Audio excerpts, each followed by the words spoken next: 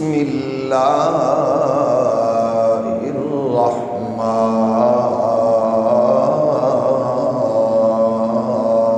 الرحیم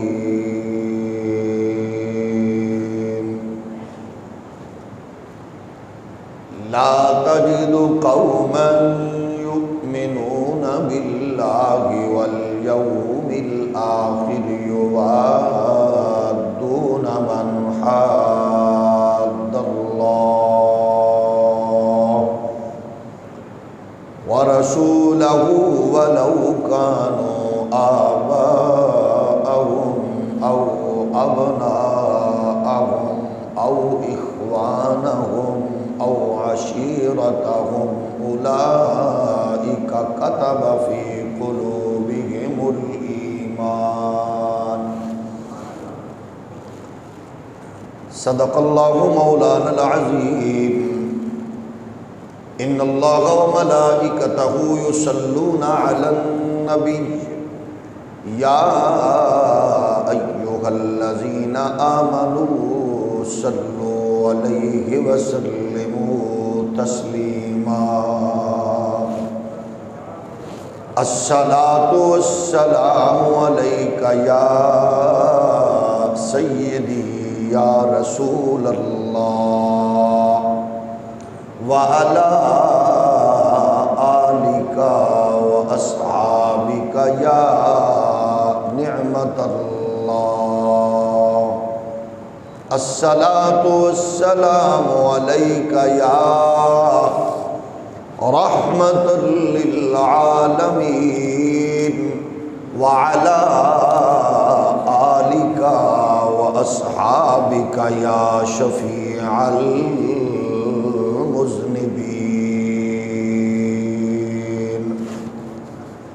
اللہ جل مجدہ الکریم کی حمد و ثنا حضور تاجدار ختم نبوت صلی اللہ علیہ وآلہ وسلم کی دربار در بار میں بے حد و حساب درود و سلام اللہ کریم کے حضور دعا ہے حق کہنے اور ہم سب کو اس پر عمل پیرا ہونے کی توفیق سعادت نصیب فرمائے۔ رب ذوالجلال اسلام کا نور، شریعت کی مقدس روشنی ہماری اور ہماری نسلوں کا مقدر فرمائے۔ دین اسلام ایسا جامع کامل دین ہے جسے ہماری ضرورت نہیں بلکہ ہمیں پل پل اس دین کی ضرورت ہے۔ اسلامی تعلیمات، دین اسلام کا ہر پہلو اور ہر جہت ہمیں اسی جامعیت کے ساتھ قائم رکھنا ہے اور اپنی نسلوں تک منتقل کرنا ہے جس طرح اس دین کے احکامات ہیں اور اس دین کا نور ہے۔ اس میں اپنی خواہش، اپنی تمنا، اپنی آرزو کو قطعی طور پر کسی حوالے سے اہمیت دینے کی بجائے دین اسلام کے حسین پہلوؤں کو اجاگر کرنا ہم سب کے لیے ضروری ہے۔ جب اسلام کی اہمیت اور حساسیت ہمارے دل و دماغ میں گھر کرے گی اور پھر اس کے برکات اور اس کے ثمرات ہمارے پریکٹیکل لائف میں نظر آئیں گے، اس میں تمام تر خرابیاں امت کی آٹومیٹکلی دور ہو سکتی ہیں۔ اس کے متوازی کسی بھی سسٹم کو قبول کرنا یا اس کو لائک کرنا، یہ یقیناً، یا اس کو اپریشیٹ کرنا، یہ اسلام سے بدقسمتی سے میں کہہ رہا ہوں کہ ناآشنائی کی بنیاد پر ایسا ہوتا ہے۔ جیسے بہت سے لوگ عجیب و غریب قسم کی بولی بولتے ہیں کہ ہم تو تمام مذاہب کو ہم نے پڑھا ہے، ایک جیسے ہیں۔ ہمارے اسی شہر کے ایک بدنصیب وزیر دفاع نے بھی ایک سٹیٹمنٹ دی تھی کہ ہم نے تو عید بھی چرچ میں پڑھی اور فلاں ہوا، تو ہم سب ایک سمجھتے ہیں، سب کو ایسا نہیں ہے۔ اسلام ایسا ہے کہ اس جیسا اور کوئی نہیں ہے۔ یہ کہنا ہے، یہ ماننا ہے۔ اس کی وجہ یہ ہے کہ ہماری یہ اتھارٹی ہے ہی نہیں کہ ہم اس کے برابر کسی اور کے تصور کو سمجھیں۔ آپ اس سے اندازہ لگا لیں، کوئی وزیر مشیر جاہل کی کیا اوقات ہوتی ہے۔ حضرت عمر کے ہاتھ میں اگر آسمانی صحائف میں سے کسی صحیفے کی تختیاں ہوں اور حضور دیکھ کر جلال میں آ جائیں اور فرمائے عمر آج اس توریت والے موسیٰ بھی ہوتے تو وہ مجھ محمد پہ نازل ہونے والے قرآن کو سامنے رکھتے صلی اللہ علیہ وآلہ وسلم۔ مطلب یہ ہے کہ ہمارے نزدیک سب کچھ یہی ہے۔ اگر کسی کمی، کسی کجی کی وجہ سے ہم اس کے انوار کو کما حق ہو کسی تک منتقل نہیں کر سک رہے تو یہ ہماری سستی ہے، کم عقلی ہے اور کاہلی ہے۔ اسلام کے جملہ پہلو، اسلام کی جملہ برکات پوری انسانیت کو برکات اور الحمدللہ اس کو سرفرازیاں بخشنے والا کامل دین ہے۔ اسلام کے انوار و برکات کے حوالے سے ہمیں جو سستیوں کا، کاہلیوں کا جو ہمارے ہاں ایک قضیہ ہے، اس کی بھی وجہ یہ ہے کہ ہم کیونکہ مسلمانوں کے گھر میں پیدا ہوئے ہیں اور اسلام کے خوبصورت ماحول ہمیں گھر سے میسر آئے ہیں، اس کی وجہ ہمیں ان اکابرین، ان محسنین امت کو سامنے رکھنا ہے جو کہ تکالیف کے پہاڑ طے کر کے، مصیبتوں کے بڑے بڑے طوفانوں سے ٹکریں لے کر انہوں نے اس دین کے علم کو تھاما ہے۔ تبھی ہم احساس کر سکیں گے کہ ہمیں دین کو بچانا ہے۔ دین ہم تک جو پہنچا ہے، دین کو ہم تک پہنچانے والوں نے کوئی کمی نہیں کی، لیکن ہم ہیں دین کو بچانے والے، اور دین کو بچانے کے لیے صرف مسجد، منبر، محراب، خانقاہ، رکوع و سجود نہیں، بلکہ دین کو بچانے میں یہ ہے کہ محراب و منبر سے لے کر تجارت، بزنس اور سیاست تک ہر فرد اس دین کی ہر کامل جہت کو اپنے سامنے رکھ کر اس پر وہ فخر کرے اور اس کو آگے نسلوں تک منتقل کرے۔ آپ خود بتائیں، آپ کو کبھی موقع ملے تو اس انداز میں بھی تقابل کریں کہ دنیا میں جتنے بھی سسٹم موجود ہیں تجارت کے، اس میں آپ کبھی اسلامی تجارت کو سامنے رکھ کے جائزہ لیں کہ اسلام کیسے پاکیزہ برکات پیش کرتا ہے۔ دنیا میں جتنے ایڈمنسٹریشن کے اصول ہیں حکمرانی کے، ان حکمرانی کے اصولوں میں آپ اسلام کی تعلیمات کو سامنے رکھیں، آپ محسوس کریں گے۔ اور یہ جو مغرب سے ہم کچھ لے رہے ہیں، حقیقت یہ ہے کہ جب مغرب آج بھی مغرب ہے، لیکن جب وہ خالصتاً گھٹا ٹوپ اندھیروں میں ڈوبا ہوا تھا، تب اسلام یہ اصول انسانیت کو فراہم کر رہا تھا۔ آپ دیکھیں کہ ایڈمنسٹریشن کے اصول ہیں تو اسلام کے اعلیٰ ہیں، تعلیمی میدان میں اسلام سب سے آگے کھڑا ہے، تربیت کے میدان میں اسلام سب سے آگے کھڑا ہے، سماجی نظام میں اسلام سب سے آگے کھڑا ہے، اور معاشرتی نظام میں اسلام سب سے آگے کھڑا ہے، معاشی نظام میں اسلام سب سے آگے کھڑا ہے۔ تو ظاہر ہے جب پورا نظام ہمارے ہاں موجود ہے تو اس کی تعلیمات کو کما حق ہو اپنی نسلوں تک منتقل کرنا بھی ہم سب کے لیے بنیادی ذمہ داری ہے۔ اصل میں ہمارے ہاں زمام اقتدار جن بدبخت لوگوں کے ہاتھ میں آئی، وہ جو اصول بنانے والے پالیسی میکرز تھے، وہ اتنے بدبخت ہیں کہ وہ کسی بھی صورت میں بیٹھے ہوں، بالخصوص وہ نام نہاد، وہ نشئی قسم کے بیوروکریٹ جنہوں نے پالیسیاں وضع کی ہیں، آپ دیکھیں کہ ان پالیسیوں پر ان کا اثر کیا ہے کہ کتنا تحفظ دیا گیا ان کو۔ یہ ہے پالیسیاں بنانے والے حکمران، کیونکہ موسٹلی جاہل ہوتے ہیں، وہ ان کے اشاروں پہ چلتے ہیں، رزلٹ کیا نکلا کہ وہ پالیسی میکرز اپنے آس پاس دفاعی دیواریں اتنی کھڑی کرتے گئے کہ وہ مخلوق ہی الگ ہو گئی.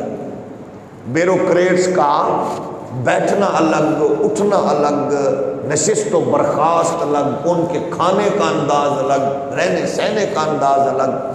تو یہ کیونکہ انہوں نے ساری پالیسیاں اپنے لیے بنائی ہے. 70 گریڈ کا ایک اسسٹنٹ کمشنر وہ 20 گریڈ کے استاذ کے مقابلے میں کتنا بڑا فرعون بنا بیٹھا ہوتا ہے. اور وہ کئی کروڑ کی گاڑیاں وہ اس کے زیر تحت ہوتی ہے. پوری تحصیل کا وہ اپنے آپ کو بادشاہ کہلاتا ہے، جبکہ اس کے مقابلے میں 20 گریڈ کا ٹیچر، پروفیسر، ہیڈ ماسٹر، اس کی ویلیو کیا ہوتی ہے کہ وہ لوگوں کے دروازے کھٹکھٹا کے مردم شماری میں نام لکھ رہا ہوتا ہے. یا کرونا کے دنوں میں بیچارہ وہ کرسی بچھا کے کسی کرونا والے گھر کے باہر بیٹھا ہوتا ہے. یہ کیوں ہے؟ اس لیے کہ انہوں نے وہ سب کچھ اپنے لیے بنایا ہے کہ مزدور کے لیے، غریب کے لیے کیا پیکیج ہے؟ کوئی نہیں. اور آفیسر کے لیے اس کو بجلی بھی معاف، اس کو گیس بھی معاف، اس کو فلاں بل بھی معاف. یعنی اس ملک میں، جس ملک میں مزدور مزدوری کر کے ماچس خریدتے ہوئے بھی اس میں ٹیکس دے رہے ہیں. وجہ کیونکہ ہمیں سب کی سب پالیسیاں دینے والے وہی ناکام، وہی بدبخت و نامراد لوگ ہیں جن کے دماغ میں فرعونیت گھسیڑ دی گئی ہے. اور پھر یہ سب کچھ ان کو ان سکولز کی طرف سے ملا ہے. وہ جس سسٹم میں بیٹھ کے پڑھے ہیں جہاں نہ درود کی لوری، نہ نعت شریف کی صدا، نہ اس میں خوف خدا، نہ عشق مصطفیٰ، نہ ماں باپ کا احترام، نہ کوئی رشتے ناتوں کا معاملات. تو وہی جو ان کے لائنیں کھینچی ہوئی ہیں اسی ماحول سے آنے والوں نے ہمیں یہ دن دکھایا ہے. آج امت یہی وجہ ہے کہ پریشانی کے ماحول میں، اور صرف یہ ہمارا نہیں المیہ، یہ قضیہ پوری امت کا ہے. آپ اس میں عرب کے بد نصیب شہزادوں کو دیکھ لیں، نام نہاد شہزادوں کو. ویسے تو شہزادے کہنا ان کو لفظ شہزادہ کی توہین ہے، کیونکہ شہزادے کائنات میں صرف حضور کے شہزادے ہیں، حسنین کریم، باقی کوئی شہزادہ نہیں. تو لیکن ظاہر ہے آپ دیکھ رہے ہیں ان کے جہاز الگ ہو، ان کا رہن سہن الگ. تو یہ سارا کا سارا نظام اصل میں اسلام کے اگینسٹ ہے. اور اسلام کی تعلیمات کیا ہے؟ پیار کرنا، محبت بانٹنا، غریبوں کا سہارا بننا، یتیموں کا آسرا بننا، بیواؤں کا سہارا بننا، پڑوسیوں کا خیال رکھنا. یہ ساری کی ساری باتیں دین میں ہیں. آج جب بات ہوتی ہے ہمارے ہاں بڑی تبلیغیں بھی جاری ہیں، جماعتیں بھی بنی ہوئی ہیں، ساری کچھ ہوتا ہے، لیکن جب کسی بھی مسئلے پر بات چیت ہوتی ہے تو آگے سے یہی جواب ملتا ہے جی آپ بتائیں کہ یہ کلمہ، یہ قرآن، یہ کچھ سب کچھ ہم نے سنا ہے، پڑھتے ہیں، پریکٹیکلی ہمیں کیا آپ ثابت کرو گے کہ ہم آپ کے دین میں آئے ہیں؟ میں نے ایک ڈاکٹر تھا کرسچین، تو اس سے دوستی ہو گئی. تو میں نے کہا یار میں نے تو دوستی لالچ میں کی ہے، میں آپ کو کلمہ پڑھانے کی خواہش رکھتا ہوں، آپ سمجھدار ہیں تو آپ اسلام میں داخل ہو جائیں. تو اس نے مجھے کہا کون سا کلمہ پڑھائیں گے آپ مجھے؟ اس نے پہلا بھی سنا دیا، دوسرا بھی سنا دیا، تیسرا بھی سنا دیا، چوتھا بھی سنا دیا. میں نے کہا آپ تو، اس نے کہا جی مجھے دعا قنوت بھی آتی ہے. اس نے وہ بھی سنا دی، سورۃ فاتحہ بھی سنا دی، چاروں کل بھی سنا دیے. تو میں نے کہا کلمہ کیوں نہیں پڑھ لیتے؟ اس نے ایک بات کی، اس نے کہا جی مجھ سے وعدہ کریں میں کلمہ پڑھوں تو میری بچیوں کے رشتے آپ لوگ قبول کریں گے؟ میں پورے خاندان سمیت آ رہا ہوں، میری بہنوں کے رشتے قبول ہوں گے؟ میں نے کہا کیا مطلب؟ اس نے پھر اپنے ایک عزیز رشتہ دار کی بات بتائی. اس نے کہا جی اس نے کلمہ پڑھا تھا، مسلمان ہو گیا. وہ مسلمان ہونے کے بعد اس نے بیٹیوں کے رشتے مسلمانوں میں کیے تو جواب میں ان کو تانا زنی شروع ہو گئی، چوڑیاں ساڑھے گھر آئی ہیں، فلاں نے چوڑیاں کی تھی. اس کا رزلٹ یہ نکلا کہ دونوں بیٹیوں کو طلاق ہو گئی. طلاق ہونے کے بعد وہ پھر عیسائیت میں داخل ہو گئے، عیسائیوں نے قبول نہ کیا. یعنی ہمارے ہاں جو معاشرتی رویے ہیں وہ اسلام کے مطابق نہیں ہیں. بڑے بڑے نمازی بڑے بڑے حاجی صوفی، ان کے رویے جو ہیں وہ بالکل عجیب و غریب ہیں۔ ان رویوں کی وجہ سے کوئی اسلام میں داخل نہیں ہوتا۔ ہمارا پڑوسی مدت سے عیسائی ہے تو وہ عیسائی ہے، ہندو ہے تو ہندو ہے، جبکہ اس کے مقابلے میں حضرت خواجہ غریب نواز لے لیں، داتا علی حجویری لے لیں، امام علی الحق لے لیں، یہ کون لوگ ہیں جو آئے تو ان کے کردار نے اتنا متاثر کیا کہ ان کے کردار کو دیکھ کر لوگ دین کے ساتھ اٹیچ ہوتے گئے۔ ہم نے صرف محدود کر رکھا ہے محراب و منبر تک۔ مثلا یہ جو سخی رمضان شریف میں سامنے آ رہے تھے، دیگے ویگے پکا رہے تھے، کیا ان سخیوں کو پتہ ہے کہ اب بھوک ختم ہو گئی ہے، اب کوئی نہیں بھوکا سو رہا، افطاری سحری کے علاوہ کسی کو کھانے کی ضرورت نہیں ہے، کیونکہ اشتہار چل گئے، پروٹوکول مل گئے، اپنے جو مقصد تھا وہ سامنے آ گئے۔ خدا کے بندو، صرف کچھ ایام میں سخی بننا یہ مومن ہونے کی علامت نہیں ہے۔ آپ مسلسل ایسا کریں، 100 دیگ نہ بنائیں، آپ کوئی خاندان منتخب کر لیں جو آپ کے پڑوسیوں میں رشتہ داروں میں ہوں، آپ ان کی سپورٹ کرنا شروع کر دیں۔ اسلام کا یہ فلسفہ ہے، ایک ہاتھ سے دیں دوسرے ہاتھ کو خبر ہو، اسلام کا یہ فلسفہ ہے۔ آپ دیکھیں کہ ہمارے یہاں نیکی بھی اپنی اہمیت سے کتنے دور ہو گئی۔ نیکی کو ہم نے کیا رنگ دیا، ہم حیران ہوتے ہیں کہ نیکی کے ساتھ کیا حشر ہو رہا ہے۔ 40 بچیوں کی اجتماعی شادی، 50 بچیوں کی اجتماعی شادی، اس میں کیا تصور ہے؟ بلے بلے بھی ہو گئی، واہ واہ بھی ہو گئی، لیکن اگر یہی عام رشتہ داروں میں، پڑوسیوں میں غریب بچیوں کے حوالے سے یہی کام کیا جائے کہ ایک ہاتھ سے کرو دوسرے ہاتھ کو خبر نہ پہنچے، تو آج کروڑ پلس تقریباً ہو چکی ہیں پاکستان میں وہ بیٹیاں بہنیں جو اپنے والدین کے گھروں میں آج بھی وہ رشتوں کے حوالے سے راہ تک رہی ہیں، اور ان کی بیٹیوں کی رخصتی کے اسباب صرف جہیز جیسی لعنت کی وجہ سے رک چکے ہیں۔ اس سارے سسٹم کو ہم نے درست کرنا ہے اپنے طور پر جتنی اللہ نے اوقات طاقت بخشی ہے۔ ہم دیکھتے ہیں کہ اسلام کے لیے لوگوں نے سب کچھ چھوڑا ہے، اور ہم کیا کر رہے ہیں؟ ہم سب کہیں ایسا تو نہیں کہ سب کچھ کے لیے اسلام کو چھوڑ رہے ہیں۔ انا کے لیے اسلام کو چھوڑا، بناوٹ، تصنع، ریاکاری، لین دین، خرید و فروخت، اس کے لیے ہم اسلام، وہ لوگ کتنے اعلیٰ ہیں جو سب کچھ کے لیے، اسلام کے لیے اپنا سب کچھ۔ اچھا رزلٹ کیا نکلتا ہے؟ آج کل کے گماشتے، فیس بک کی محقق، یوٹیوبر خطیب اور سوشل میڈیائی مبلغ، وہ پھر اپنے طور پر ان بزرگ مقدس ہستیوں پر ہرزہ سرائی کر رہے ہوتے ہیں۔ وہ سمجھتے ہیں شاید ہمارا کام کو بہت بڑا کام ہے۔ بھئی ہمارا کام کیا ہے؟ یہ کون سا کام ہے؟ پنکھے چل رہے ہیں، ہم نماز پڑھ رہے ہیں، گرمی زیادہ ہو تو اے سی چل رہے ہیں، سردی زیادہ ہو تو ہیٹر چل رہے ہیں، پانی گرمیوں میں ٹھنڈا اور ٹھنڈے موسم میں گرم مل رہا ہے، سواری ہے، گھر ہے۔ یہ کون سامنے تیر مارا ہے؟ جب تک ہمیں اس بات کا احساس نہیں ہوگا کہ یہ اکابر، یہ صوفیاء، یہ اہل اللہ، انہوں نے سب کچھ چھوڑا ہے صرف دین کے لیے، اور ہم نے کچھ بھی نہیں چھوڑا، ہمیں سب کچھ دین نے دیا ہے، احساس بھی نہیں ہے، تو سب کچھ چھوڑنے والے ہمارے نزدیک کتنی اہمیت کے حامل ہوں گے، کتنی عظمت کے حامل ہوں گے، اور ان کا کتنا حق بنتا ہے کہ ہم ان کی عزت و عظمت اور رفعت کو اپنی نسلوں کے سامنے پیش کریں۔ وہ اکابر، وہ محسن ہمارے لیے آج بھی مشعل راہ ہے، ان کا کردار ایک ایک لمحہ اس امت کے لیے ان کا الحمدللہ مینار نور کی حیثیت رکھتا ہے۔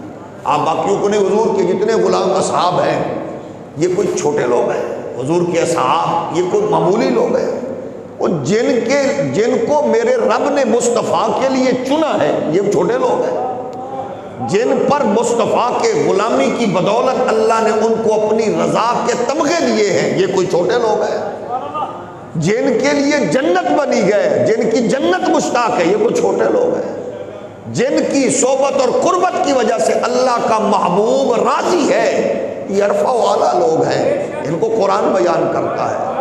قرآن کہتا ہے رضی اللہ عنہم ورضوا عنہ۔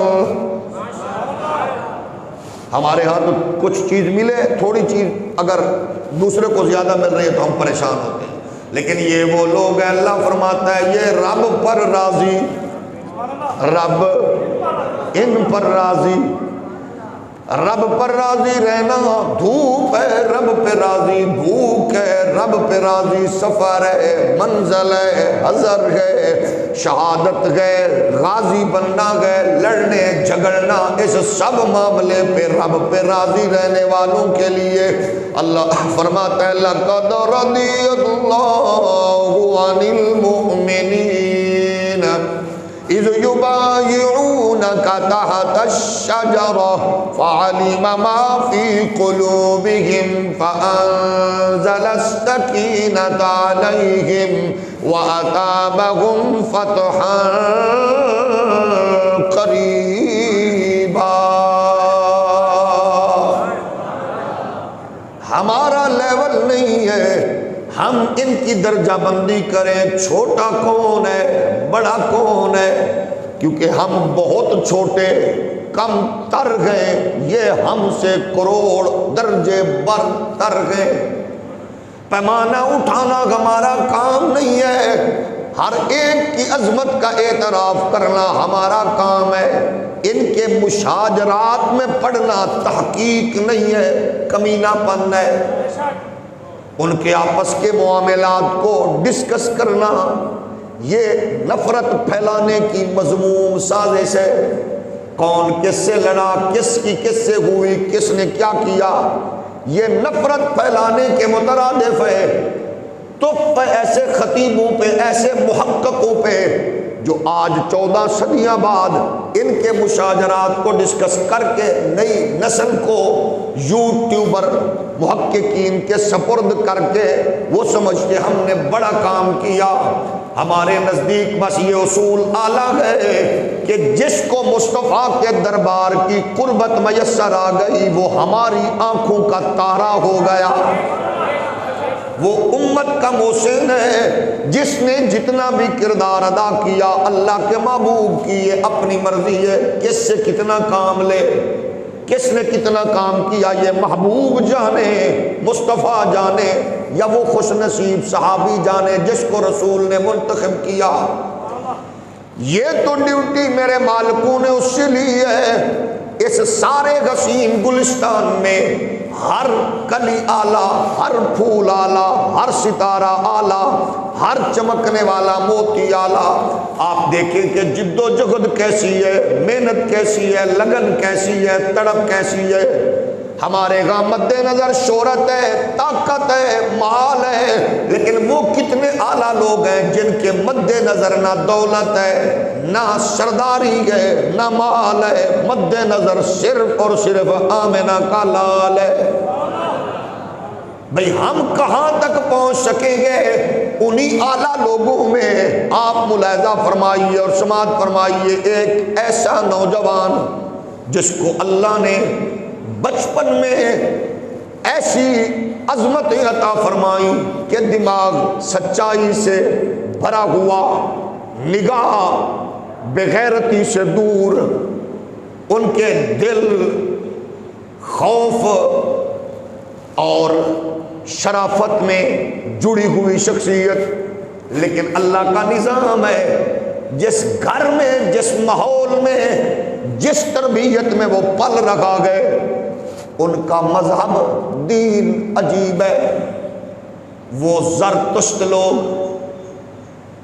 ان سے جڑا ہوا ایک آتش کدہ میں بیٹھ کے سارا دن اپنے مروجہ مذہبی رسوم و رواج کے مطابق بھٹی میں وہ آگ سلگانے میں مصروف، اور ان کے نزدیک یہی عبادت، اسی کام میں مصروف ہے، لیکن دل میں چاہت الفت ہے، وہ سمجھتا ہے حق یہی ہے، وہ سمجھتا ہے دین یہی ہے، اسی پہ مگن ہے، لگا ہوا ہے۔ لیکن اتنا بڑا بندہ، بڑی کاشتکاری ذمہ داری اور تجارت کا بھی سلسلہ، ایک دن اس کے والد نے اپنے بیٹے سے کہا بیٹے فصلوں کو پانی لگا دیا گیا، باغات موجود ہے، صرف چکر لگانا ہے، آج تک ہم نے تجھے باہر نہیں جانے دیا، حسین و جمیل نوجوان، لیکن آج میں تمہیں کہہ کے جا رہا ہوں 2-4 دن کے اس موقع پر میری عدم موجودگی میں باغ دیکھنا بھی تو نے گئے، پانی کاٹنا لگانا تو نے گئے۔ جی بابا، ڈیوٹی ساری لے کر چلے ہیں، باغ میں پانی لگانے میں مصروف ہیں، اور اسی دوران دور سے ایک لوگوں کے آنے جانے کے ہجوم کو دیکھا، محسوس کیا ان کے حلیوں سے یہ لوگ بھی کہیں یقیناً ان کی شرافت متانت بتا رہی ہے، یہ کسی مذہبی ایکٹیویٹیز کے ساتھ جڑے ہوئے گئے، ساتھ چل پڑے۔ وہاں دیکھا تو ایک گرجا، ایک کلیسا، جس میں کچھ لوگ بڑے نظم کے ساتھ خدا کی عبادت میں حمد و ثنا میں مصروف، حیران ہو کے تکنے لگے، گھر سے نکلے ہی نہیں، باہر کبھی گئے ہی نہیں، پہلی بار یہ منظر دیکھا۔ ان کے نزدیک تو دین یہ تھا آگ جلانا بھٹی میں، اور آگ کے شعلوں کو دیکھ کے مطمئن ہونا، ان کا تو مذہبی تصور یہ تھا۔ آج پہلی بار مذہب کو نئے رنگ میں دیکھا، یہ کیا انداز ہے، بارگاہ قدس میں اپنی تسبیح و تحلیل پیش کر کے عجز و انکسار کا اظہار کرنا، یہ اتنا دل کو اچھا لگا، اتنا بھا گیا۔ اب باغ میں دل لگنے کی بجائے روزانہ اس گرجا و کلیسا کی جانب رخ ہونے لگا۔ تھوڑی توجہ دی، پھر زیادہ کام گرجا و کلیسا کی جانب۔ 1-2-4 دن گزرے، باپ واپس لوٹے، فرمایا بیٹے اب تیرا کام ختم ہے، اب یہ کام میں کروں گا۔ کہا بابا آپ بھی کریں، باغ جانے آپ جانے، میں نے ایک نئی راہ ڈھونڈی ہے۔ کہا کون سی راہ؟ کہا بڑے نظم کے ساتھ اللہ کی عبادت، خشوع و خضوع کے ساتھ اپنے پروردگار کی حمد و ثنا۔ مجھے یہ طریقہ اچھا نہیں لگا کہ آگ جلاؤ، پروردگار کو راضی کرو، یہ کوئی کام نہیں ہے، کام تو وہ ہے۔ اب جب باپ نے یہ سنا تیور بدل گئے،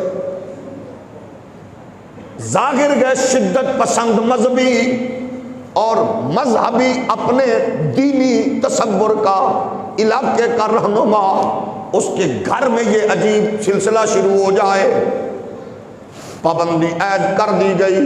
کہنے لگے سن بیٹے، اس بچے کا نام تھا مابا، مابا سن لے، پابندیاں ہوگی، گھر سے باہر نہیں جانا ہوگا، اگر تجھے تسکین نہیں مل رہی آگ جلانے کی، دور بیٹھ کے دیکھو، ہم مذہب نہیں چھوڑیں گے، دھرم نہیں چھوڑیں گے، دین نہیں چھوڑیں گے۔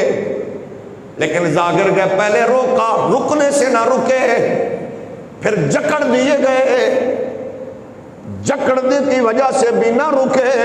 اب جو دل میں آگ لگ چکی تھی وہ آگ بجھ نہیں رہی تھی، بڑھتی جا رہی تھی۔ چھپ چھپا کے جانا آنا دیکھنا، دیکھتے رہے، پھر آخرکار ایک موقع ملا تو پیغام بھجوایا، لوگوں مہربانی کرو، میرے اندر تڑپ ہے دین حق کو سمجھنے کی، طلب گئے دین کی، مہربانی کرو، یہاں کی بجائے اگر مجھے دور ہجرت بھی کرنا پڑے تو میں تیار ہوں، مجھے کسی چلتے ہوئے قافلے کے ساتھ بھیج دو، دور دراز علاقے میں چلا جاؤں گا، اور جہاں میں خشوع و خضوع کے ساتھ اس دین حق تک پہنچ سکوں جو دین حق پروردگار نے اپنے بندوں کے لیے مقرر فرمایا ہے۔ جس میں ہدایت کا کامل سامان ہے، جس میں شرافت بھی ہے، انسانیت کی خدمت بھی ہے، وقار بھی ہے، اور جس میں سب کچھ موجود ہے۔ جب یہ کہا تو انہوں نے چلنے والے قافلے کے ساتھ اس کو بھیجنے کا اہتمام کیا۔ اب یہ جانے والا نوجوان گھر کو چھوڑ کے دین کے لیے، ماں باپ کو چھوڑ کے دین کے لیے، آسائش و راحت کو چھوڑ کے دین کے لیے، ہم اپنے آپ کو ذرا اس پوزیشن پہ کھڑا کر کے دیکھیں، ہم نے کیا چھوڑا دین کے لیے، اور وہ مقتدر لوگ کیا کیا نہیں چھوڑ رہے دین کے لیے۔ ہم دین میں رہ کر دین کو کتنا فائدہ دیا، اور انہوں نے اپنا سب کچھ قربان کر کے مصطفیٰ کے دین کا جھنڈا اونچا کیا۔ یہ چلنے والا آتش پرستوں کا نوجوان بیٹا جب گھر سے نکلا تو مابا تھا، جب دین یہ حق سمجھنے کے لیے اس دور میں عیسائیت کے دین کے قافلے کے ساتھ جڑا تو اس کا نام تھا سلمان۔ حسین و جمیل نوجوان ہے، دین حق کی تڑپ اور لگن ہے، اور راستے میں شامل ہو گیا۔ جب وہاں پہنچا، اگلی منزل پر پہنچا تو پتہ چلا وہ عیسائی راہب، وہ کلیسا کا متولی، وہ گرجے کا، وہ تارک الدنیا راغب، جس کی فالوئنگ ہزاروں میں ہے، چاہنے والے ہزاروں میں ہے، عقیدت مندوں کا ہجوم ہے، بلاغت اچھی، فصاحت اچھی، اس کی تقریر اعلیٰ، گفت و شنید اعلیٰ، رہن سہن بھی اعلیٰ، ایک بات کرے لوگوں کے دل موڑ دے، وہ لوگوں کو صدقے کی ترغیب کرے تو لوگ صدقے کے ڈھیر لگا دے، وہ خیرات کی ترغیب کرے لوگ خیرات کے لیے ڈھیر لگا دیں، وہ کسی عمل کی ترغیب کرے لوگ اس پر عمل کرنا شروع کر دیں۔ اس کی عقیدت بڑھتی گئی، ظاہر گئے، مذہبی رہنما کے قریب سے قریب تر ہوتے گئے، محبت بڑھی، عقیدت بڑھی، لیکن کچھ ایسے معاملات بھی دیکھنے میں آئے جو دین حق کے متلاشی کے دماغ میں تھے اور ظاہراً کچھ اور نظر آ رہا تھا۔ یہ تو سچائی کے لیے چلے تھے، یہ تو دین کے نور کے لیے نکلے تھے، لیکن آگے یہ تھا فصاحت، بلاغت، تقریر، اپنے عروج پہ رہن سہن بھی مذہبی رہنما کا اعلیٰ، لیکن اندر کچھ اور تھا۔ وہ مذہبی لیڈر، وہ مذہبی رہنما، وہ گرجا کا، کلیسا کا امام، وہ مذہبی پیشوا جب لوگوں کو کہتا صدقہ کرو، لوگ ڈھیر کر دیتے، اور وہ ڈھیر شدہ چیزیں اس کے قدموں میں جو لوگ رکھتے وہ اس پر اعتماد ہوتا، یہ زید کو بانٹے، بکر کو بانٹے، جس کو مرضی بانٹے، لیکن وہ مذہبی رہنما، وہ حضرت صاحب خود اس مال کو جمع کر لیتے، لوگ سمجھتے تقسیم ہو گیا۔ جس طرح لوگ ہم پہ اعتماد کرتے ہیں، اگر آپ کے اعتماد کو ٹھیس پہنچائی جائے تو یقیناً یہ مذہبی لبادے میں وہ بڑا چور اور ڈکیت ہے، وہ جو لوگوں کے محبت اور لوگوں کی چاہت کو اور لوگوں کو اس طرف لگا کے خود اس نعمت سے محروم ہو، وہ کسی بھی گرجے میں بیٹھا ہو یا مسجد میں بیٹھا ہو یا کعبے میں بیٹھا ہو۔ اس سے بڑا بدبخت اور کوئی نہیں ہوتا جو مذہبی پیشوا بن کے خود تو لوگوں کو ترغیب دے، پروٹوکول تو دین کا انجوائے کرے، لیکن جب بات دین پر عمل کرنے کی ہو تو تب آئیں بائیں شائیں کیونکہ کیسے ایسے ویسے تعویل کرنے لگے۔ اس کی گنجائش کسی بھی مذہب میں نہیں ہے، اور بالخصوص دین محمدی میں اس کی رتی بھر کی گنجائش بھی موجود نہیں ہے۔ وہ مذہبی پیشوا، اس نے بڑے بڑے مٹکے بنا کے رکھے، لوگوں کے صدقہ و خیرات، سونے کی صورت میں، مال کی صورت میں جو کچھ ملتا وہ ان کو بند کر کے اپنے حجرے میں اپنی گدی کے نیچے اس نے گڑھا کھود کے ساری چیزیں رکھی ہوئی گئے۔ اب یہ صرف عیسائیت سے وابستہ نہیں ہے، اس تاریخ کا پہلو یہ بتا رہا ہے، آج کا مصلی نشین ہو یا گدی نشین ہو، اگر آنے والے ملنے والے لوگ پیار کرنے والے، عقیدت رکھنے والے اس کو ہادی اور رہبر سمجھتے ہیں تو وہ اس کو بھی چاہیے کہ وہ ان غریب کو، امیر کو، دونوں کو بطور پیر بھائی بنا کے ان کو وہی مواخات کا نظام دے جو محمد عربی نے دیا، تو فلاں کا بھائی، تو فلاں کا بھائی۔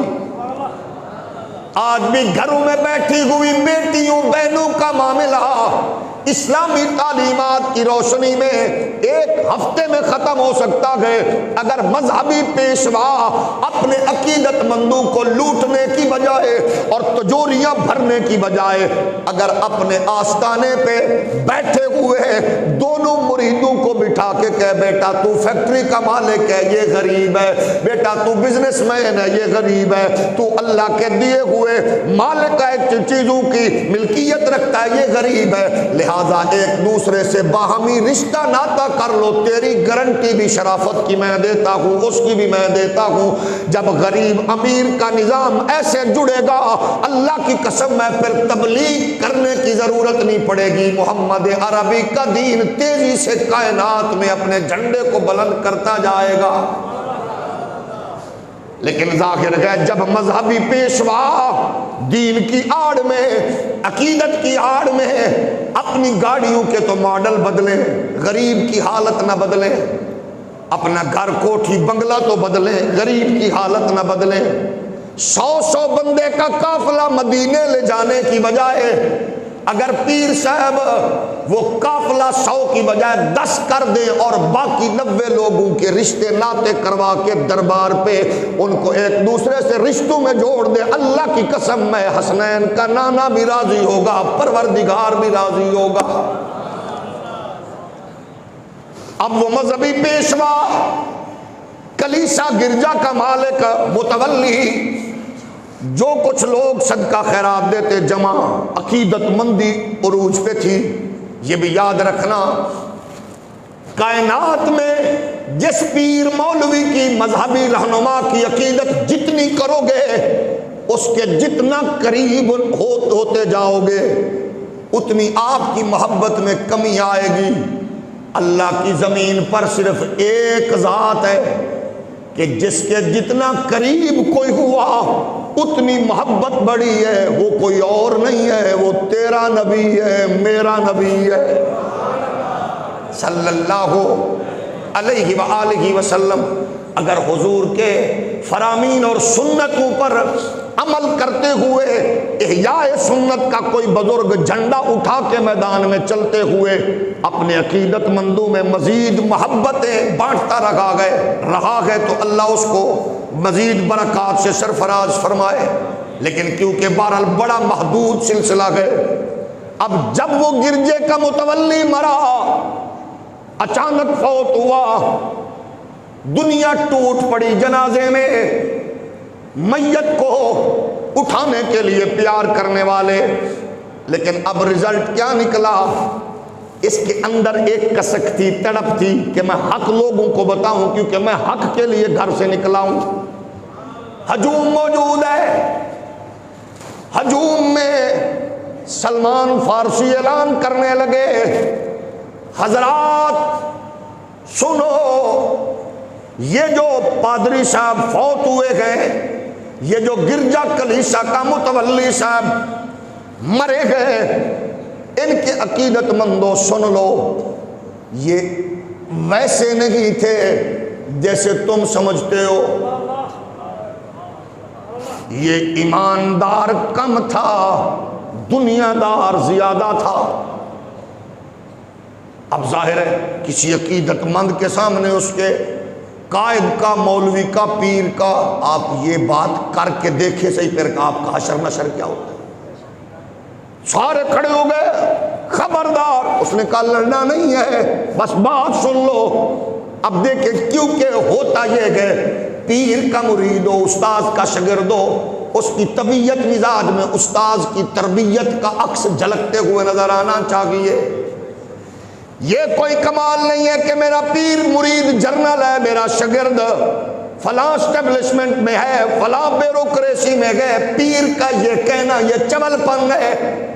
مزہ تو تب گئے کہ پیر کی مولوی کی تربیت کا اثر یہ ہو کہ اس کا تربیت یافتہ شب زندہ دار بھی ہو اور حلال کمانے اور کھانے کا عادی بھی ہو۔ وہ چٹائی پہ بیٹھ کر دنیا کو بتائے ہم نے یہ کھایا یہ دیا۔ جب تک یہ پیری مریدی اور استادی شاگردی کے عقیدت محبت کے معاملات میں اس طرح کا نظام ہوگا تو پھر خیر و برکت کم آئے گی۔ اسی بر صغیر کے چشم فلک نے بر صغیر میں وہ منظر بھی دیکھا۔ خواجہ غریب نواز کا خلیفہ، فرید الدین گنج شکر کا پیر، حضرت بختیار کاکی وصال ہوا اور وصال ہو چکا، چار پائی سامنے جنازہ پڑا ہوا گئے۔ اچانک ایک نے آ کے اعلان کیا، حضرات سنو، میرے شیخ و مرشد کی وصیت ہے، میرا جنازہ وہ پڑھائے جس کی عصر کی سنتیں اور عشاء کی سنتیں نہ چھوٹی ہو۔ میرے شیخ کی وصیت ہے، میرا جنازہ وہ پڑھائے جس نے کبھی غیر محرم پر نظر نہ رکھی ہو۔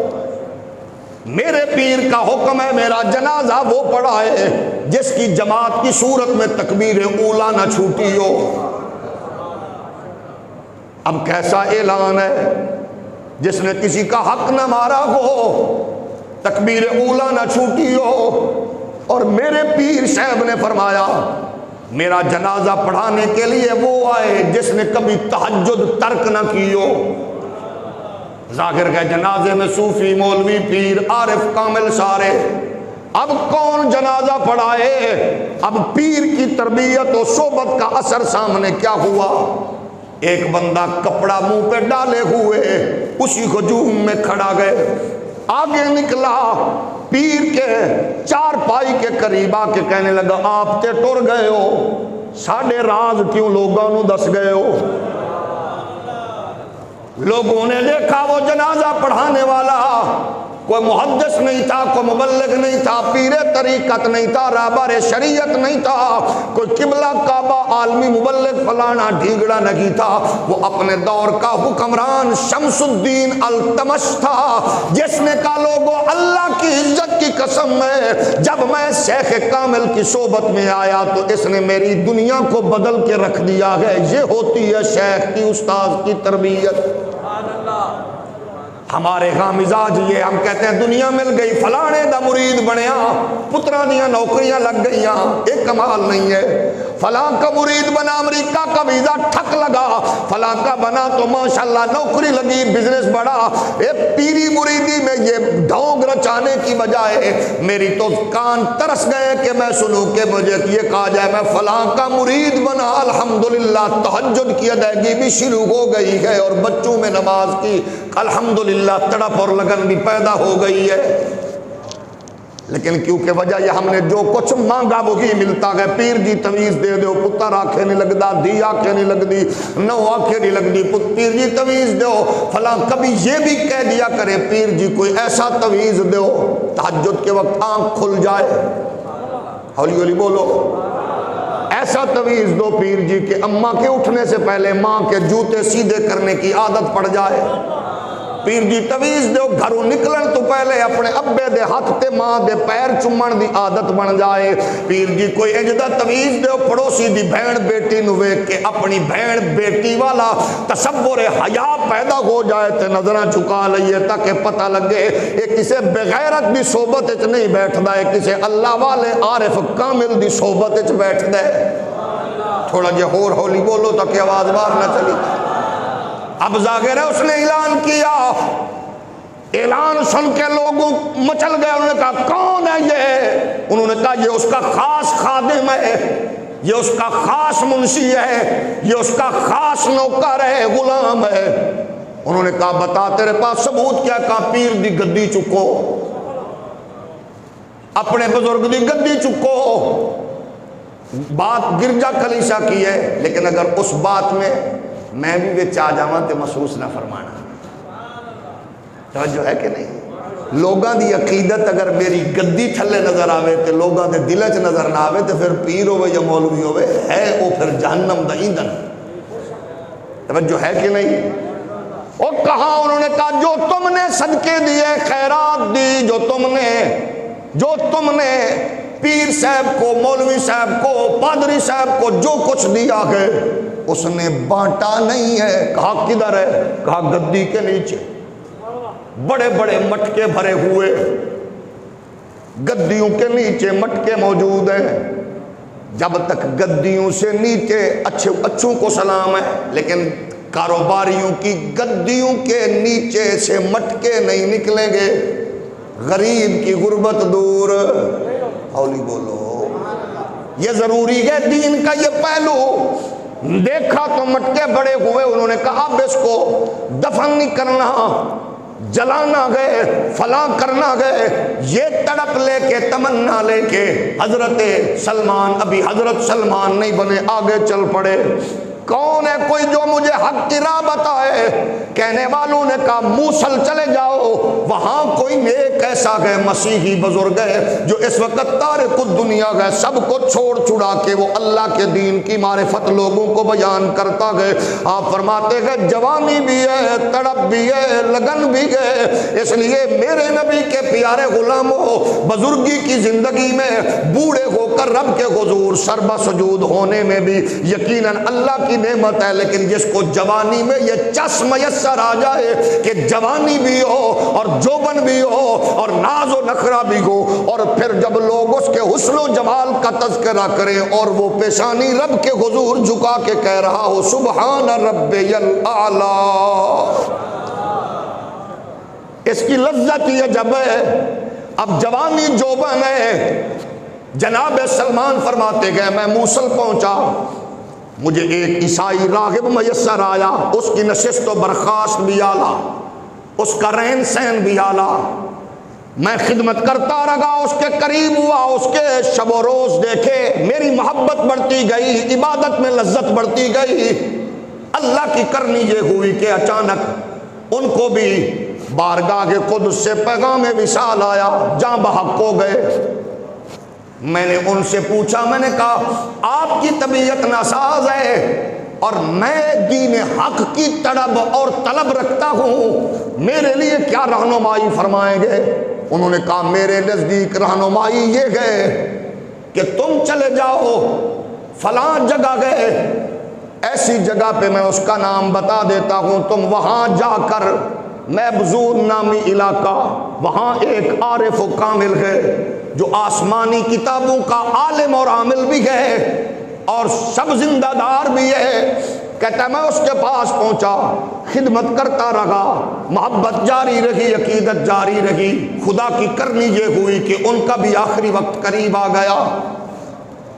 میں نے ان کی خدمت میں رو رو کے عرض کی میں تو حق کا متلاشی ہوں، تمنا یہ گئے کہ میں دین حق تک پہنچوں، خواہش یہ گئے کہ میں وہ برکات، وہ انوار دیکھوں جو میرے دل میں موجزن ہے۔ تو اس نے کہا بیٹے سن لے، حقیقت یہ ہے کہ دین عیسوی اپنی حساسیت کو برقرار نہ رکھ سکا، تغیرات و تبدلات کے طوفانوں کی نظر ہو گیا، لوگوں کی اپنی خواہشات اس کے اندر آ گئی، جناب عیسیٰ کی انجیل کے نسخے محفوظ نہ رہ سکے، احکامات خداوندی میں بڑی ترمیم ہو چکی ہے۔ لیکن میں نے جو آسمانی کتابوں کو بغور مطالعہ کیا، پڑھا ہے اور جو میں نے حق دیکھا ہے، اب وہ منزل قریب آ چکی ہے کہ اس کائنات عالم میں وہ مسیحا آنے والا ہے جس پر اللہ نے ختم نبوت کا تاج رکھ دیا ہے۔ میں تجھے پیغام دے رہا ہوں، اب تو کہیں اور نہ جانا، اب گرجوں میں کلیسوں میں اپنی خواہشات کی تکمیل والے لوگ نظر آئیں گے، لیکن اگر تو دین حق کی خواہش رکھتا ہے تو پھر تو وہاں چلا جا۔ کہا اس منزل کا ٹھکانہ تو بتائیے کون سی جگہ ہے؟ فرمایا عزیز بیٹے بس مجھے آسمانی کتابوں میں جو اشارے ملی گئے اور جو تحقیق میں نے کی ہے اس میں مجھے یہ پتا ہے کہ اس کا نام نامی ایسا ہوگا کہ دشمن بھی لے گا تو تعریف ہی تعریف ہوگی، اس کے نام میں تعریف ہوگی۔ اور کہا اور کیا؟ کہا حسن ایسا ہوگا جو دیکھے بس دیکھتا ہی رہ جائے گا۔ اس نے کہا اور کیا گئے؟ کہنے لگے بیٹا سنو، وہ صدقہ نہیں کھائے گا، وہ صدقہ بانٹ۔ اب وہ کہتا ہے مجھے اپیل ہونے لگی وہ جو پہلے رہبر کے ساتھ میں رہ چکا تھا۔ کہنے لگے اور کیا گئے؟ کہا وہ ہدیہ قبول کرے گا، صدقہ قبول نہیں کرے گا، محبتیں بانٹے گا، چاہتیں بانٹے گا، وہ جدھر رخ کرتا جائے گا لوگ ادھر پھرتے چلے جائیں گے۔ اب وہ کہتے گئے سلمان وہ سراپا بتا رہے تھے اور میرے دل میں وہ سراپا شخصیت کے طور پر نکھر کے سامنے آ رہا تھا۔ اب میں دعائیں کر رہا تھا، منتیں کر رہا تھا، سوچ رہا تھا اللہ جلدی سے مجھے وہ دھرتی دکھا دے کہ جہاں میں پہنچ کر تیرے اس محبوب کو دیکھ لوں جس کا اعلان 1.25 لاکھ نبی اپنی اپنی جماعت اور قوم کے ساتھ کرتے رہے گئے۔ فرماتے ہیں مجھے اس نے کہا بیٹے اس کے لیے جتنا جتن کرنا پڑے کر، تیری تڑپ و لگن دیکھ کے میں کہہ رہا ہوں جان جاتی ہے جائے، مال قربان کرنا پڑے کر، جو کچھ ہے لگ جائے، لیکن وہ بارگاہ تجھے میسر آئے گی۔ پھر ایک دن وہ آئے گا کہ جب منبر اس دین اسلام کا ہوگا اور نام تیرا بھی چلے گا، کیونکہ جو دین کی طرف کے لیے نکلتا ہے پھر خالق لم یزل اس کو مایوس نہیں کرتا بلکہ اپنی رحمتوں کا حصہ عطا فرماتا گئے۔ اب فرماتے گئے میرے دن گزرنے لگے، آنے جانے والے قافلوں سے رابطہ کرنے لگا، کوئی تو ایسا ہو۔ اب پوچھا اس کی دھرتی نگری کا کوئی اور نشانی کیا ہے؟ فرمایا وہ جس شہر میں وارد ہوگا جہاں اس کی عظمتوں کا سورج افق پہ چمکے گا، اس شہر کے بارے میں مجھے اتنا بتایا گیا ہے کہ کھجوریں بہت زیادہ ہوں گی۔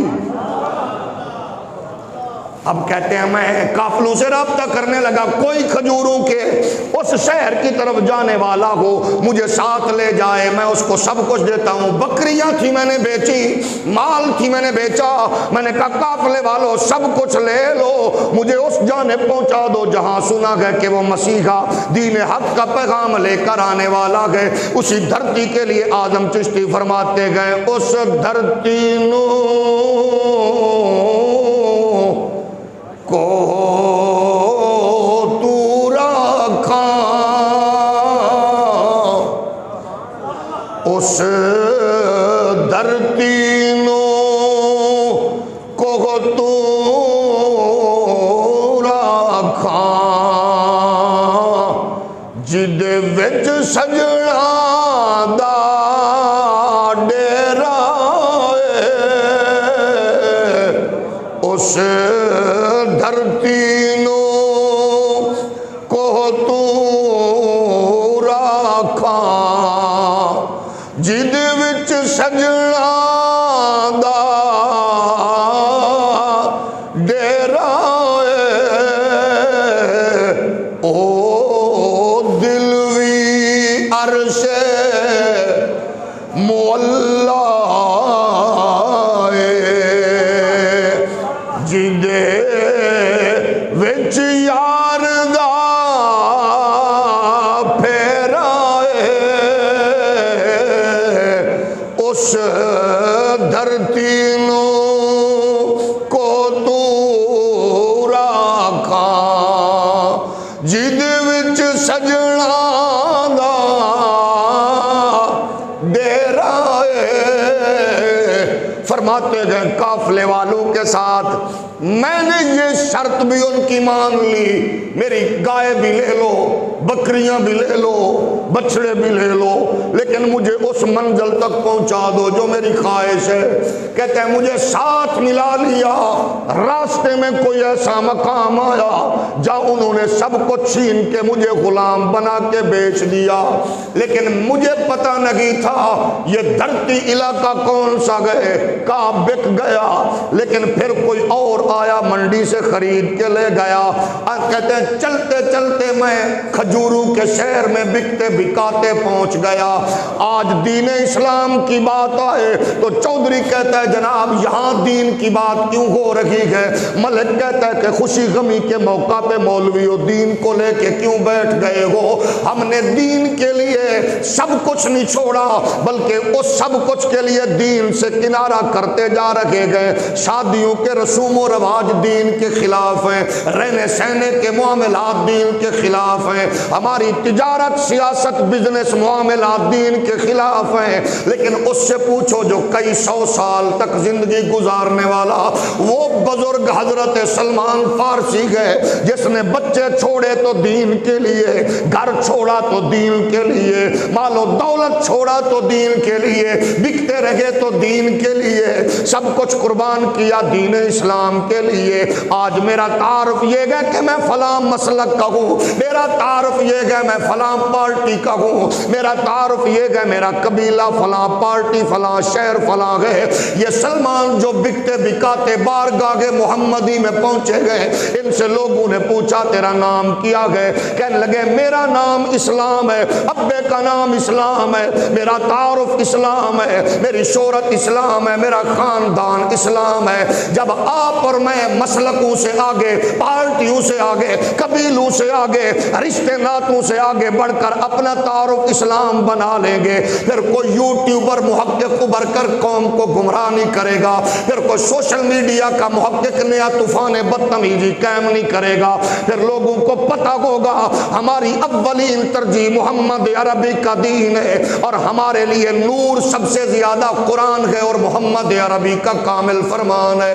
کہتے ہیں بکتا بکاتا کھجوروں کے شہر میں پہنچا، کہتے ہیں کھجوریں چن رہا تھا، ماہر ہو چکا تھا چننے میں، کہتے ہیں کھجوریں چن رہا تھا، اسی دوران میرے مالک کا بھائی آیا، اس نے کہا اللہ بنی قلعہ کو غرق کرے، ان کو پتہ ہی نہیں ہے کوئی مکے سے کو بندہ آیا گئے، یہ سارے کے سارے اس کی طرف دوڑ پڑے گئے، اس کو اپنا رہبر مرشد مان رہے گئے۔ حضرت سلمان فرماتے گئے میں چاہتا تو ایستا ایستا کھجور کے درخت سے اتر بھی سکتا تھا، لیکن میں نے جمپ لگایا، میں نیچے آ گیا، میں پروٹوکول بھی بھول گیا، احساس بھی نہ رہا کہ میں نوکر ہوں، میں غلام ہوں، مالک کے سامنے دو بدو کیسے بول رہا ہوں۔ کہتے ہیں میں نے فوراً کہا کہاں آئے گئے، کون آئے گئے؟ اس نے مجھے ایک رکھ کے ماری، کہنے لگے اپنی اوقات میں رہے، تیرا کیا کام ہے ہم دونوں بھائیوں کے بیچ درمیان گھس کے بات کو سننا اور پھر اس پہ کراس کوسچن کرنا؟ غلام ہو تو غلام رہو، بس کھجوریں چن۔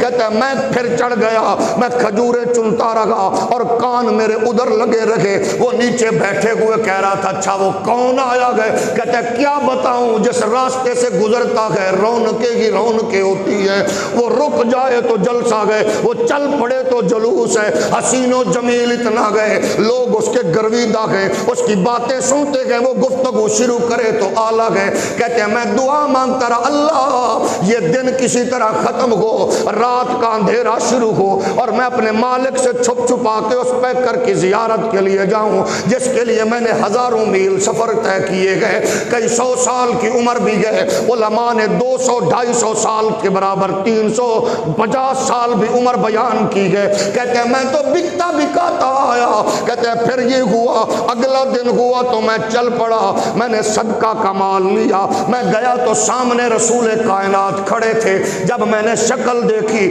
مجھے وہ اپنا راغب پادری یاد آیا جس نے کہا بس جو دیکھے گا وہ دیکھتا رہ جائے گا، جو ایک بار نظر مارے گا وہ کبھی اور نہیں جائے گا. کہتا ہے میں دیکھتا ہی رہ گیا. آمنہ کے لال پر نظر پڑی ہے اور میں کبھی ادھر سے گھوموں کبھی ادھر سے گھوموں. کہتے ہیں پھر رسول کائنات نے دیکھا حضور سید عالم علیہ السلام کو. میں نے کہا یہ کچھ میں چیزیں لایا ہوں. کہا صدقے کی گئے. مصطفیٰ پاک نے اپنے آس پاس بیٹھے غلاموں میں بانٹ دی ہے. کہتے ہیں پھر میرے دل میں تمنا پیدا ہوئی. اگلے دن میں پھر آیا, کسی ایک ان کے عاشق کا جنازہ تھا, اس کو لحد میں اتار رہے تھے اور میری بے چینی دیکھ رہے تھے. میں نے کہا میں دیکھوں گا. میرے اس مربی نے کہا تھا ان کے کندھوں پہ مہر نبوت بھی ہوگی, ان کا حسن و جمال بھی اعلیٰ ہوگا. اب کہتے ہیں جب وہ اس کی تدفین کے مراحل میں مصروف تھے, میں کبھی ادھر سے گھوم کے دیکھتا کبھی ادھر سے گھوم کے دیکھتا, لیکن عاشق کی اس تڑپ کو مصطفیٰ نے محسوس فرما لیا. اب وہ جو کہتا ہوا جا رہا تھا, جو روتا ہوا بار بار یہی کہہ رہا تھا, اس نگرینوں کو تو رکھا جدے وچ سجنا دا ڈیرا ہے, او دل وی عرش مولا جدے وچ سجنا دا پھیرا ہے. اے تساں سانو مکھ وکھلاونا نہیں, اساں دید بنا ایتھوں جاونا نہیں. اے دل بر تساں سانو مکھ وکھلاونا نہیں, اساں دید بنا ایتھوں جاونا نہیں. اساں مڑ مڑ کے ایتھے آونا نہیں. ساڈا جوگیاں والا پھیرا ہے. آقا بکتا آیا ہو, منڈیوں میں بکا, بازاروں میں بکا, گھر چھوڑا سب کچھ چھوڑا گئے. آقا جس سے بھی پوچھا آپ کا پتہ ملا. اب آپ ذرا رخ دکھائیے. جب مصطفیٰ نے عاشق کی تڑپ دیکھی, آمنہ کے لال نے چادر مبارک ہٹائی. سلمان فرماتے گئے میں چپٹ گیا, میں حضور کی مور نبوت کو بوسہ دینے لگ گیا اور بار بار کہہ رہے تھے اس نگرینوں کو تو رکھا جدے وچ سجنا دا اے پھیرا ہے. اب پھر یہ ہوا چلتے باتیں نبی کی بیٹھتے نبی کی. کب وہ لمحہ آئے گا جب میں محمد عربی کی بارگاہ میں پہنچوں گا, رسول کائنات کے دربار در بار میں پہنچوں گا. اب جو کوئی بات کرے میں کہوں بس وہ لمحہ قریب آئے گا. پھر ایک دن آمنہ کے لال نے فرمایا سلمان جی آقا, فرمایا اپنے مالک سے بات کر, وہ تجھے بیچنا چاہتا گئے, محمد خریدنا چاہتا گئے. لیکن یہود و نصارہ بڑے تیز ہیں, آج کے نہیں شروع دن کے بڑے تیز ہیں. اس نے کہا بیچتا ہوں 300 کھجوروں کے باغ لگاؤ, 300 کھجوریں لگی ہو اور اتنا زیادہ سونا ہو, پھر تجھے میں بیچنے کے لیے تیار ہوں گا. مسلمانوں کی کنڈیشن کا پتہ گئے, لیکن وہ جو سفر طے کر کے عاشق آیا گئے, مزہ یہ گئے ایسا کام کرے کہ آمنہ کے لال کے دربار میں قیمت پڑے. ہماری تجارت ایسی ہو, شرافت ایسی ہو, غیرت ایسی ہو, حمیت ایسی ہو, محبت ایسی ہو کہ آمنہ کے لال کے دربار میں قیمت پڑے. اقبال نے حج نہیں کیے, شیخ الحدیث نہ تھا, خانقاہ کا صوفی نہ تھا, لیکن کشمیر کا ایک سید زادہ کہتا ہے جس دن اقبال فوت ہوئے اسی دن میں نے خواب دیکھا, نماز کے لیے جماعت قائم ہو چکی ہے, حضور مصلی پہ آ گئے. آمنہ کے لال نمازیوں کی طرف منہ کر کے فرماتے گئے صفیں درست کر لو. اج اقبال نہیں آیا, اج اقبال نہیں آیا. کہتے تھوڑی دیر کے بعد اقبال آیا, میں نے خواب میں اس کا چہرہ بھی دیکھا اور یہی تڑپ لیے یہاں پہنچا۔ لاہور میں پہنچا تو پتہ لگا جس دن خواب دیکھا ہے اسی دن وہ مرد کلندر زیر زمین چلا جا چکا تھا۔ یعنی ایسا کام کرے، ضروری نہیں کہ گدی نشین ہو، مصلی نشین ہو، امامہ جبہ دستار تسبیح رکھنے والا ہو، بس جب آپ اپنا دل مصطفیٰ کی بارگاہ میں پیش کر کے شرافت کو، غیرت کو، حمیت کو اب اور دین اسلام کا پرچم اٹھانے والے بنیں گے، اللہ کی قسم ہے مزہ یہ نہیں ہے کہ دنیا کے درباروں میں عزت ہو، سب سے بڑا مزہ یہ ہے کہ محمد کے دربار میں عزت ہو، مصطفیٰ کی بارگاہ میں عزت ہو۔ یہ تب ہوگا جب ہم نبی کے بنیں گے، نبی کے بن جائیں گے۔ پھر یہ سلمان حضور کی بارگاہ میں آئے، حضور نے فرمایا ہم خریدنے والے ہیں، صحابہ اٹھو کھجوریں لاؤ۔ اور قسم اللہ کی چشم فلک منظر دیکھ رہا تھا، کونین کا والی ایک غلام کو خریدنے کے لیے اپنے ہاتھوں سے کھجوریں لگا رہے ہیں۔ اس نے کہا تھا سونا اتنا مہنگا ہے کہ مسلمان دے نہیں سکیں گے۔ حضور کی بارگاہ میں سونا آیا، دیکھنے میں اتنا تھا، حضور فرماتے ہیں سلیمان جا کے اس کو دو، اس کو تول لے۔ صحابہ دیکھ رہے تھے، دیکھنے والے حیران تھے، اتنا سونا، اس نے ڈھیر کی ڈیمانڈ کی ہے۔ حضرت سلمان ہاتھ میں لے کے جا رہے تھے، اس نے کہا پتہ نہیں ہے تجھے یہ محمد عربی کے ہاتھ لگے ہیں؟ کہتے ہیں جا کر تولا گیا تو وہ جو اس نے کہا تھا اس سے بھی زائد نکلا۔ مزہ یہ ہے کہ مالک خریدار بنے، اور ہم بک چکے ہیں، ہم وہ مال ہیں جو بکا ہوا ہے۔ مسلمان سارے بکے ہوئے، ان اللہ اشترا من المؤمنین انفسہم واموالہم بان لہم الجنہ۔ بکے ہوئے کو کوئی خریدتا نہیں ہے، بکا ہوا مال کسی کے سپرد ہوتا ہے۔ ہم بک چکے ہیں محمد کے دربار میں، اور اللہ نے ہمیں مصطفیٰ سے خریدا ہے جنت کے بدلے میں۔ ہمیں جنت کا اللہ نے عطا فرمائی ہے مصطفیٰ کی غلامی کی برکت سے۔ بس یہ مان نہ ٹوٹے، یہ تعلق کمزور نہ ہو، شریعت مطہرہ کے اصولوں کو، حسن کو، اس کے پہلوؤں کو سامنے رکھیں، دنیا بھر کے معاملات کریں۔ دین میں بڑی وسعت ہے، سیاست، تجارت، بزنس، شادی، غمی، ہر چیز سیلیبریٹ کرو شریعت کے مطابق۔ قیامت کے دن حضور کے سامنے شرمندگی نہ ہو، حضور خوش ہو جائیں، راستہ چھوڑ دو میرا غلام آ رہا ہے۔ اللہ ہمیں حضور کی پاکیزہ غلامی کے برکات نسل در نسل نصیب فرمائے۔ وآخر دعوانا